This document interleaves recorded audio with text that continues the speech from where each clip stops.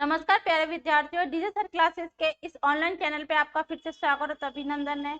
हम पढ़ रहे हैं हिंदी और हिंदी में अब चल रही है हमारी क्रिया। क्रिया कितनी महत्वपूर्ण है, आप ये अभी विगत एग्जाम हुए हैं उसमें दिए गए प्रश्नों से पता चलता है। यानी क्रिया से हमेशा दो प्रश्न आते हैं, जैसे हमारे संधि समास में से आते थे और वाच्य में से आते थे। यानी जो पिछली क्लास में हमने पढ़ी थी संधि समास और वाच्य, ठीक है, तो वहां से भी हमारे दो प्रश्न आए थे। क्रिया में से भी हमेशा आपके प्रश्न सदैव ही बनते हैं। ऐसा नहीं है कि क्रिया का टॉपिक को अगर हम छोड़ दें तो आपके क्रिया में से प्रश्न नहीं आएंगे। क्रिया में से ही हमेशा आपके प्रश्न बनते हैं। मैं उन्हीं टॉपिकों को पहले ले रही हूँ जहाँ से आपके प्रश्नों के आने की संभावनाएं ज्यादा होती हैं। तो क्रिया आपका ऐसा प्रकरण है जहाँ से प्रश्न आता ही आता है। पिछली क्लास में हमने क्रिया की परिभाषा देख ली थी, क्रिया की भूमिका देख ली थी, क्रिया होती क्या है वो समझ ली थी। क्रिया क्रिया हम दोबारा इसको एक बार रिवीजन देख लेते हैं। क्रिया क्रिया क्या है? कार्य। क्रिया क्या है? कार्य। आज आज हम क्या करेंगे? क्रिया के प्रकारों पर चर्चा करेंगे। क्रिया के प्रकारों पर चर्चा करेंगे, ठीक है। देखते हैं। क्रिया यानी कार्य, यानी वाक्य में आए ऐसे शब्द विशेष जिससे कार्य करने का क्या हो, आपका बोध हो। आपका क्या हो रहा है? कार्य हो रहा है। वो क्या वे शब्द विशेष क्या कहलाते हैं? आपके क्रिया कहलाते हैं। अर्थात आपका वाक्य में ऐसे शब्द जिनसे पता चलता है कि कार्य हो रहा है या नहीं, ऐसे शब्दों से हमें क्रिया की अनुभूति होती है, यानी बोध होता है। चलिए, क्रिया मैंने आपको बता दिया, यानी कार्य। कार्य यानी करने या करने वाला, यानी आपको कार्य का करने वाला नहीं आएगा, करने वाला तो आपका कारक होता है। कार्य का करने का बोध होता है, वो आपकी क्या कहलाती है? आपके क्या होती है। चलिए, क्रिया के हम प्रकारों पर चर्चा करते हैं। क्रिया के प्रकार, जैसे कि आप सारणी देख ही रहे हो। क्रिया के प्रमुखता आपके तीन प्रकार माने गए। प्रकार माने गए हैं तीन। नंबर एक आता है आपके कर्म की दृष्टि से। नंबर दो आता है आपके पास प्रयोग या संरचना की दृष्टि से। और नंबर तीन आता है आपके अन्य। देखिए, जो प्रश्न बनने की संभावना ज्यादा होती है वो कर्म की आती है, लेकिन हमें आपके प्रेरणात्मक और पूर्वकालिक क्रिया, संयुक्त और आपकी अन्य क्रियाओं का भी ज्ञान होना अति आवश्यक है, क्योंकि प्रश्न आपके इधर से भी बनते हैं, लेकिन आपकी ज्यादा आपकी जो संभावना होती है वो आपके यहाँ से होती है। तो आप हम देखेंगे आपके क्रिया। तो देखते हैं, नंबर एक है आपकी कर्म की दृष्टि। कर्म की दृष्टि से जो क्रिया है उसको प्रमुखता दो भागों में विभाजित किया गया है।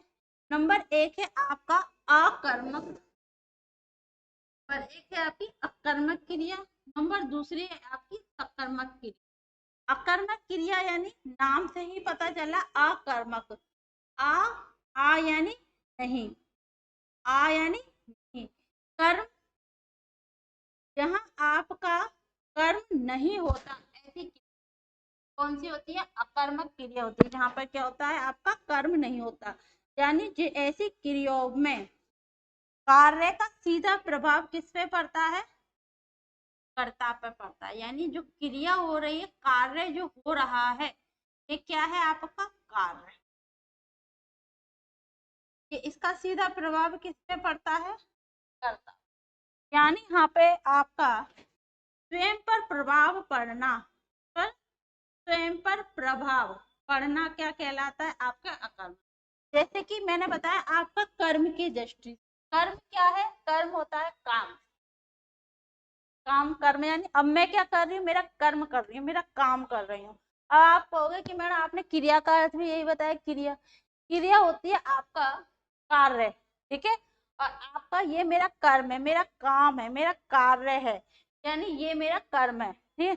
तो आपका कर्म यानी ये मेरी विशेषता है। मैं क्या कर रही हूँ? पढ़ा रही हूँ, मेरा कर्म कर रही हूँ। तो ये आपके क्या हो? क्रियाएं हो गई अकर्म की। सकर्मक क्रिया क्या होती है आपकी? यहाँ पर आपके सा का अर्थ होता है आपका सहित। सा का अर्थ होता है सहित और कर्म का होता है आपका कर्म। जहाँ ऐसे वाक्य विशेष जहाँ पर कर्म पाया जाता है, अकर्मक यानी कर्म रहित, जहाँ पर कर्म नहीं होता, और सकर्मक यानी आपका जहाँ पर कर्म होता है यानी कर्म। तो सकर्मक क्रियाएं जहाँ पर आपके, इसको भी दो भागों में बांटा गया है। एक है आपके एक कर्मक यानी एक कर्म मिलेगा, ऐसे वाक्य होता है जिसमें एक ही कर्म मिलता है। और इसी का दूसरा भाग होता है आपका द्विकर्मक, यानी जहाँ पर आपके दो कर्म होते हैं। दो कर्म कौन कौन से होते हैं आपके? एक तो होता है आपका निर्जीव कर्म और एक होता है आपका सजीव। सजीव कर्म यानी प्राणी विशेष, प्राणी।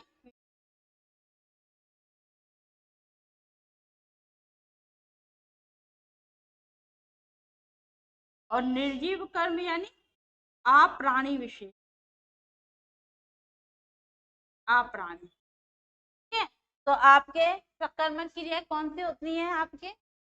एक कर्मक यानी जहाँ एक कर्म होता है, त्रिकर्मक यहाँ पर आपके ऐसे वाक्य जहाँ पे दोनों ही आपके कर्म होता है। और जब हम निर्जीव कर्म की में बात करते हैं तो हमारा क्या, जब हम प्रश्न करते हैं क्या, तो हमें उत्तर हमें किस में मिलना चाहिए?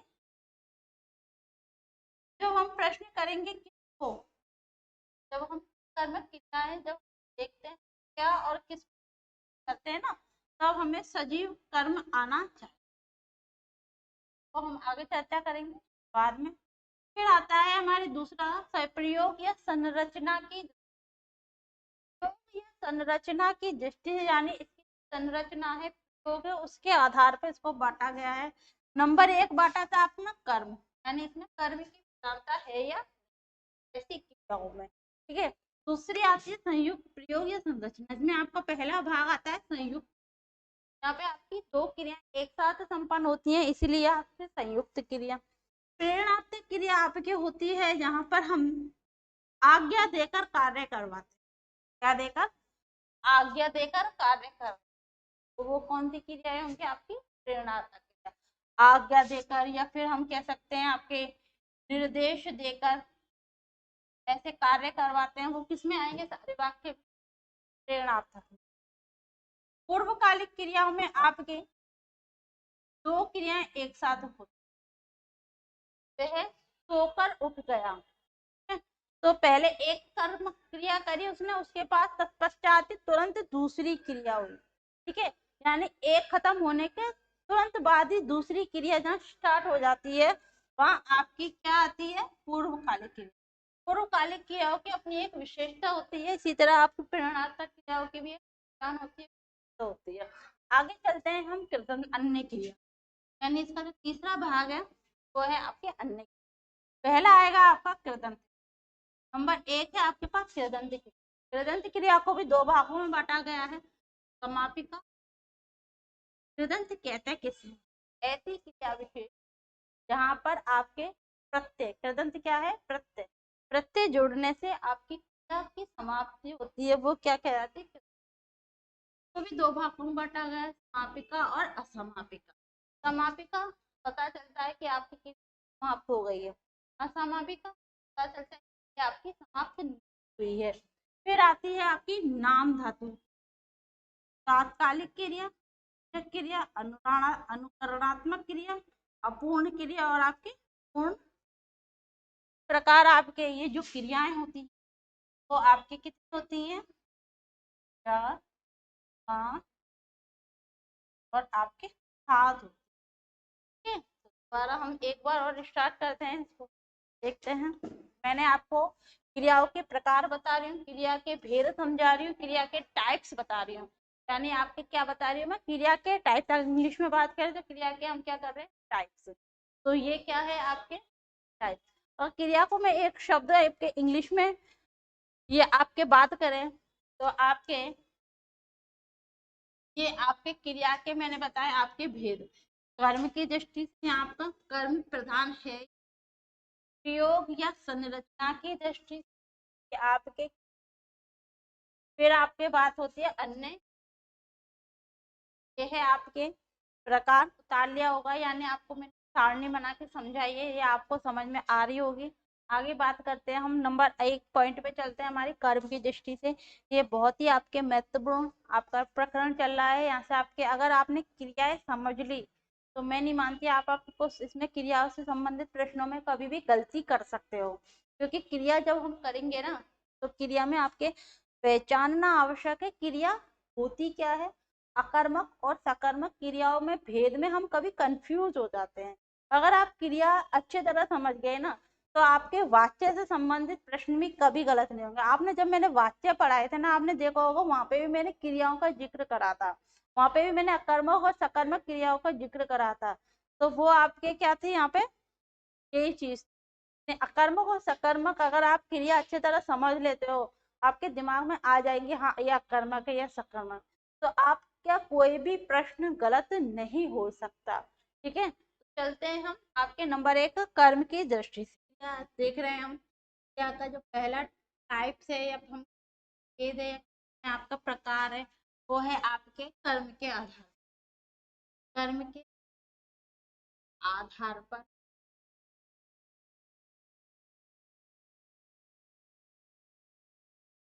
तो हमारा कर्म के आधार पर सबसे पहला पॉइंट क्या था आपके, तो हमने 2 भागों में विभाजित किया था, अकर्मक और आपके सकर्मक। कर्म यानी आपका, कर्म की दृष्टि से मैंने बांटा था इसको 2 भागों में। एक था आपके पास, दोबारा देखते हैं, एक था आपके पास अकर्मक, आपके पास कर्मक। ठीक है, अब हम बात कर रहे हैं आपके अकर्मक के बारे में। तो देखते हैं कर्म, अकर्मक क्रिया।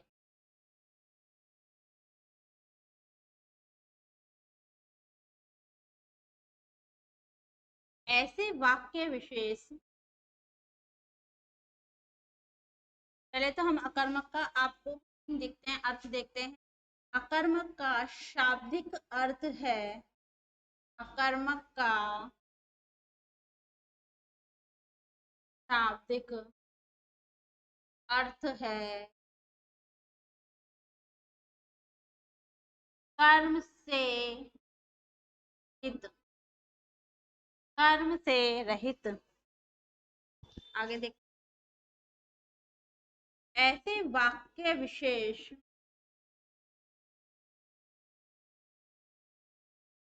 ऐसे वाक्य विशेष जहाँ, ऐसे वाक्य विशेष जहाँ ना तो कर्म होता है, ना जहाँ ना तो कर्म होता है और ना ही, और ना ही वहाँ कर्म की, और ना ही वहाँ कर्म की आवश्यकता, आवश्यकता होती है, आवश्यकता होती है। ऐसे वाक्यों में, ऐसे वाक्यों में क्रिया का सीधा प्रभाव, सीधा प्रभाव स्वयं कर्ता पर ही पड़ता है, यानी क्या कह सकते हैं, स्वयं पर पड़ता है, स्वयं पर ही पड़ता है। चलिए दोबारा देखते हैं। अकर्मक का शाब्दिक अर्थ है आपका कर्म से रहित। ऐसे वाक्य विशेष जहां ना तो कर्म होता है और ना ही कर्म की हमें आवश्यकता होती है, ऐसे वाक्य का में क्रिया का सीधा प्रभाव स्वयं कर्ता पर ही पड़ता है, वो खमक क्रियाएं क्या कहलाती है आपके अकर्मक क्रिया। अकर्मक को यहाँ पे एक शाब्दिक इसका अर्थ लिख लो, स्वयं पर पड़ने वाला प्रभाव, यानी आपके क्रिया का सीधा प्रभाव किस पे पड़ रहा है, आपका कर्ता पे पड़ता है। वो क्रिया आपके अकर्मक क्रियाएं कहलाएंगी, वो क्रियाएं क्या कहलाएंगी आपके अकर्मक, जहां पर आपके क्रिया का सीधा प्रभाव आपके कर्ता पे पड़ रहे हैं, यानी बीच में कोई भी नहीं है। जहां पर आपके बीच में कोई नहीं है, यानी स्वयं, आपके स्वयं द्वारा कार्य होना। किसके द्वारा कार्य होना? स्वयं द्वारा। एक तो होता है स्वयं के द्वारा कार्य करना, एक होता है दूसरों के माध्यम से कार्य करवाना। तो वो जो दूसरा है, वो दूसरा क्या है? आपका कर्म है। वो कर्म जो दूसरा होता है वो कहाँ जाएंगे? आपके सकर्मक में जाएगा। और यहाँ पर आपके, जहाँ पर कर्म नहीं होता, जहाँ कार्य स्वयं ही करना पड़ता है, स्वयं पे प्रभाव पड़ता है, कर्ता पे प्रभाव पड़ता है, वो सभी क्रियाएं आपकी कौन सी कहलाएंगी? अकर्मक क्रियाएं कहलाएंगी। अगर आपने इस चीज को दिमाग में रख लिया तो कभी भी आपका अकर्मक और सकर्मक का जो भेद होता है उसमें कभी भी आपकी गलती नहीं होगी। आप इसको परिभाषा को उतारिए, फिर हम इसकी शब्द देखते हैं कि अकर्मक में कौन से शब्द आएंगे। देखिए नंबर 1, मैं आपके लिए वाक्य लिख रही हूँ। छोटा बच्चा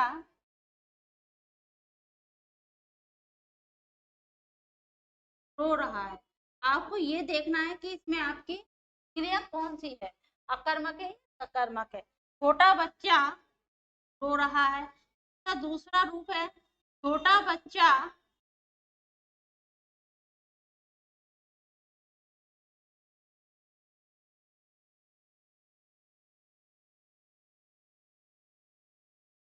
कमरे के भीतर रो रहा है।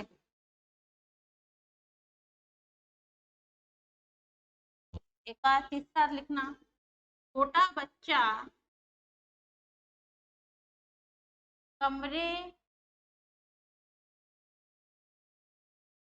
के भीतर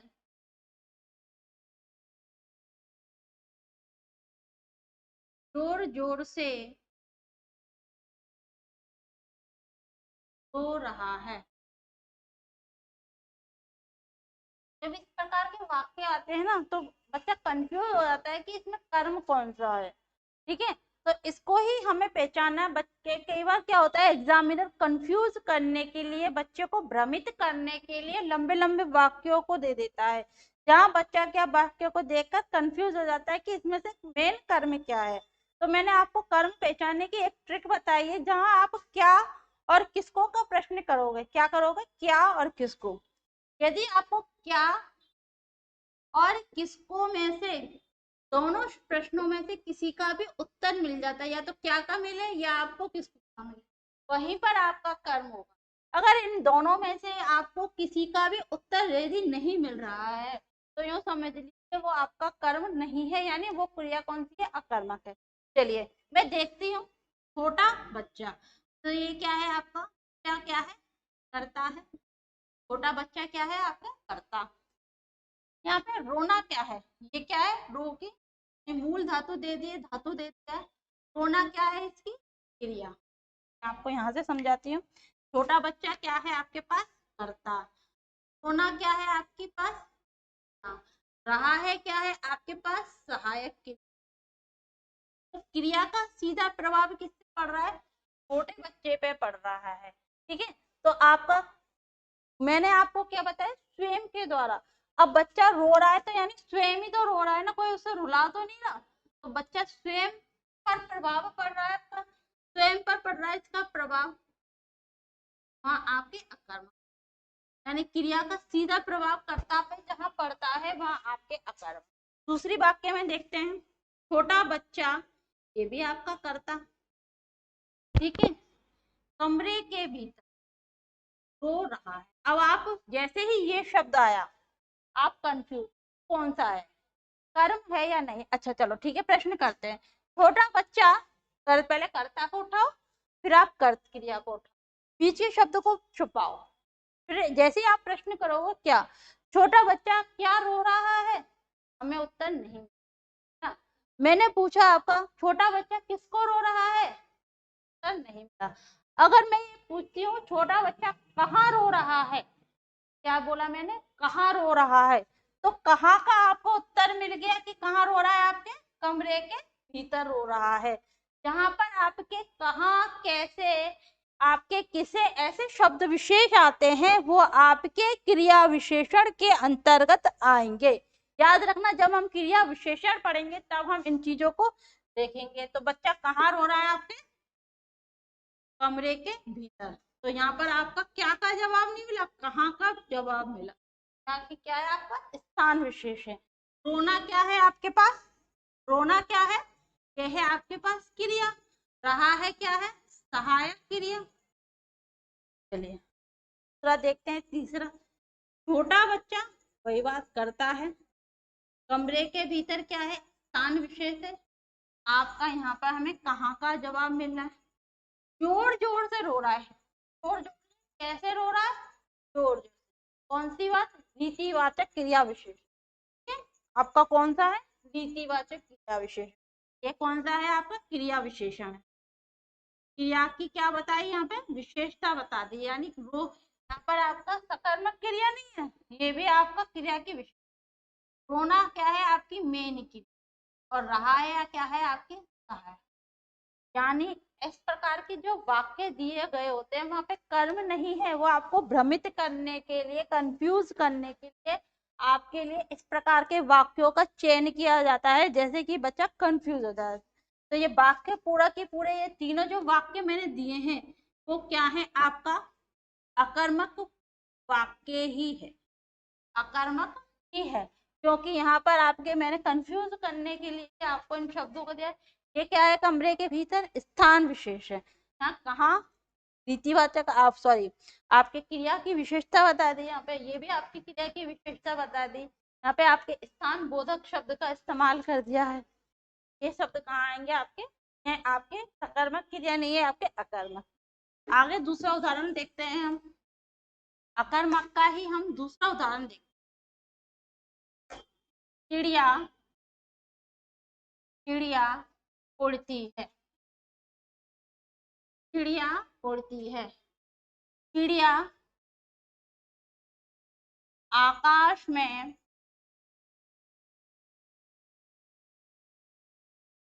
उड़ती,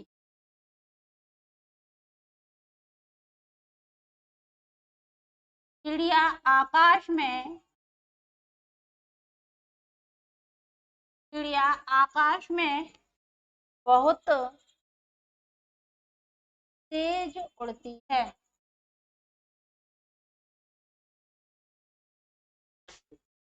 चिड़िया आकाश में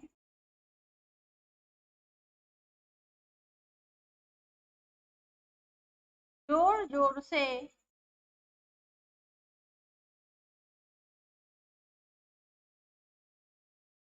बहुत बहुत तेज है।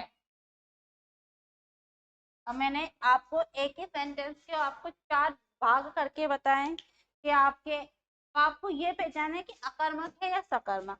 देखिए वाक्य तो आपका अकर्मक ही चल रहा है, मैं बाद में मैं आपको एक शब्द बोल रही हूँ कि कंफ्यूज करने के लिए, भ्रमित करने के लिए इस प्रकार के वाक्यों का चयन किया जाता है। जब बच्चे के पास नॉलेज की कमी होती है, आपके पास जानकारी का अभाव होता है, तो बच्चा इन वाक्यों में गलतियां करता है। यहाँ आपके सकर्मक क्रिया नहीं, यहाँ आपके अकर्मक ही है, केवल यहाँ पर आपके क्रिया विशेषण स्थान बोधक शब्दों का प्रयोग किया गया है। चले देखते हैं, चिड़िया यानी आपका कर्ता, कर्ता का सीधा प्रभाव क्रिया का सीधा प्रभाव कर्ता पर ही पड़ना चाहिए। तो चिड़िया यहाँ पर क्या है आपका कर्ता, उड़ना क्या है यहाँ पर क्रिया, उड़ना क्या है आपकी क्रिया। तो क्रिया का सीधा प्रभाव किस पे पड़ा आपका कर्ता पर, कर्ता क्या है हमारे पास चिड़िया, तो यानी क्रिया की चिड़िया पर स्वयं पर पड़ रहा है प्रभाव, ऐसे वाक्य अकर्मक वाक्य। अब चिड़िया आकाश में उड़ रही है, मैंने पूछा आपसे कहाँ उड़ रही है, मैंने पूछा है आपसे कहाँ, मैंने क्या का प्रश्न नहीं करा, कहाँ क्या है आपका स्थान, स्थान का हमें बोध कराया है। तो कहाँ उड़ रही है हमारे आकाश में। यदि मैं कहाँ प्रश्न करती हूँ तब मुझे जवाब मिलता है आपके आकाश। मैं यूं नहीं पूछती आपकी चिड़िया क्या उड़ती है, यदि मुझे क्या का उत्तर मिल जाता तब ये सकर्मक होती, अब क्या है ये अकर्मक। तो उड़ने का सीधा प्रभाव तो आपका चिड़िया पर पड़ रहा, लेकिन ये शब्द क्या है आपका स्थान बोधक है। तो चिड़िया करता, उड़ना क्रिया से में देखते हैं, ये चिड़िया करता, आकाश आपका स्थान बोधक। बहुत तेज क्या है आपकी विशेषता बता दी, आपके विशेषण जो कर दिया। चिड़िया आकाश, जोर जोर से क्या है आपकी, क्या विशेषण है आपके विशेषण, उड़ना आपके ध्वनि। तो इन सभी वाक्यों में भी कौन सी क्रिया है आपके, आकर्मक क्रिया ही है, ना कि सकर्मक। ठीक है, तो आपको अगर अकर्मक और सकर्मक समझ में आ रहा हो तो मेरे चैनल को लाइक करना, सब्सक्राइब करना, क्योंकि इससे अगर आपने अकर्मक और सकर्मक समझ ली तो आपको ना तो क्रिया गलत होने वाली है, ना वाक्य से संबंधित आपके प्रश्न गलत होने। ठीक है, आगे देखते हैं।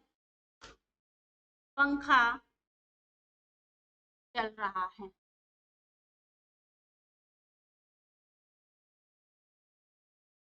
बालक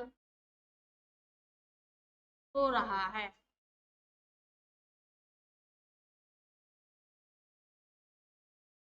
छोटा बच्चा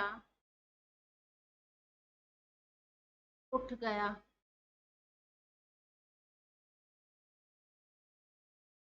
बच्चे में खाने जाते हैं, छात्र जोर जोर से, छात्र जोर जोर से चिल्लाते हैं, छात्र जोर जोर से चिल्लाते हैं। देखिए मैंने आपके लिए 5 वाक्य लिखे हैं और पांचों में ही आपके आकर्मक क्रिया। चलिए देखते हैं। पंखा चल रहा है, पंखा चल रहा है, तो चलना क्या है आपके पास, क्रिया। यह क्या है आपकी सहायक क्रिया, पंखा क्या है आपके पास, कर्ता। तो क्रिया का सीधा प्रभाव किस पे पड़ रहा है, कर्ता पे पड़ रहा है, यानी स्वयं पर पड़ रहा है प्रभाव। तो ऐसी क्रिया क्या कहलाती है आपके अकर्मक। बालक सो रहा है, या बालक क्या है आपके पास, कर्ता।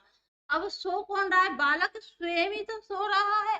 अगर मैं कहती माँ बालक को सुला रही है तो वहां आपके सकर्मक क्रिया हो जाती है। यदि मैंने मान लो इसका एक रूप लिखा आपके पास, माँ बालक को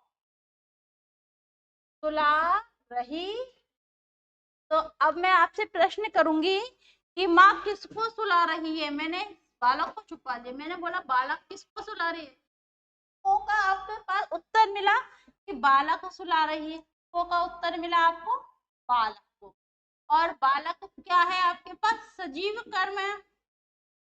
हमेशा किसको के लिए आपके पास सजीव कर्म में ही उत्तर आएगा। तो कौन सी क्रिया हुई है आपके पास, सकर्मक। लेकिन यहाँ पर क्या है, सीधा क्रिया का प्रभाव कर्ता पे पड़ रहा है, तो अकर्मक। छोटा बच्चा उठ गया, उठना क्या है आपकी क्रिया, क्रिया। तो बालक स्वयं ही तो उठा है। बच्चे नदी में, नदी क्या है आपका स्थान बोधक। तैरना क्या है आपकी क्रिया, तो सीधा प्रभाव बच्चों पे पड़ रहा है। छात्र जोर जोर से, जोर जोर से क्या है आपकी क्रिया विशेषण। चिल्लाना क्या है आपके पास क्रिया, तो चिल्ला तो बच्चे ही रहे ना। अब वो कैसे भी चिल्लाए, जोर जोर से चिल्लाए, धीरे धीरे चिल्लाए, तो ये कौन चिल्ला रहा है, बच्चे ही आपके चिल्ला रहे हैं। तो ऐसे वाक्य क्या होंगे आपके अकर्मक के अंतर्गत ही आएंगे। चलिए आगे देखते हैं हम। अकर्मक क्रिया युक्त आपके शब्द, यानी आपके कौन कौन से वे शब्द होते हैं जो अकर्मक के अंतर्गत आएंगे। ये मैंने आपके कुछ उदाहरण बताए थे। अगर आप अकर्मक और सकर्मक क्रिया से संबंधित प्रश्नों को हल करना चाहते हो, यानी क्रिया से संबंधित अगर आप प्रश्नों को हल करना चाहते हैं, तो आप डीजे सर क्लासेस के ऐप पे जाइए। वहाँ आप टेस्ट 1 के नाम से आप ऐप को डाउनलोड कीजिए। आप डीजे सर क्लासेस के ऐप पे जाइए, वहाँ आप टेस्ट 1 को खरीदिए।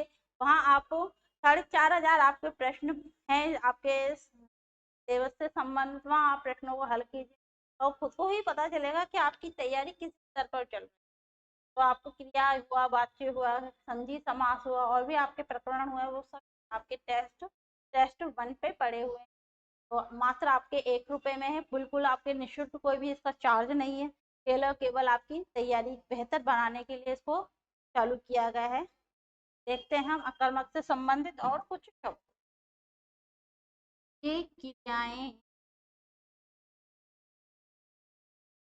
सदैव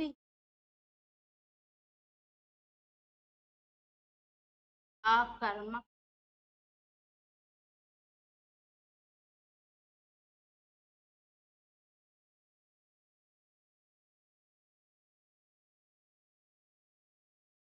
कौन कौन से ऐसे शब्द हैं, ऐसी कौन कौन सी क्रियाएं हैं जो सदैव ही आपके आकर्मक होती है?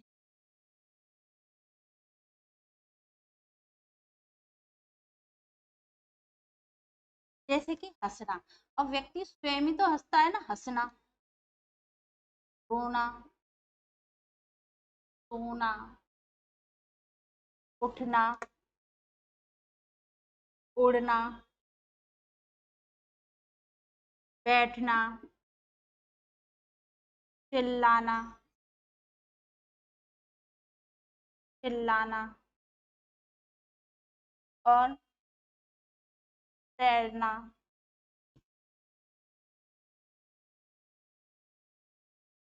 लेटना, दौड़ना, भागना, यानी ये शब्द विशेष आपके कितने आएंगे, अकर्मक के अंतर्गत आएंगे। ये सारी क्रिया कौन सी हैं, आपके अकर्मक ही हैं। ये क्या है आपके पास, अकर्मक क्रियाएं।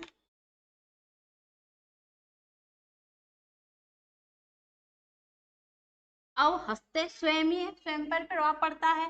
रोता व्यक्ति स्वयं ही है, सोता व्यक्ति स्वयं ही है, उठता स्वयं ही है, उड़ता स्वयं है, बैठता भी स्वयं है, चिल्लाता भी स्वयं है, तैरता भी स्वयं है, लेटता भी स्वयं है, दौड़ना भी स्वयं है, और अब तक भागता भी आपका स्वयं।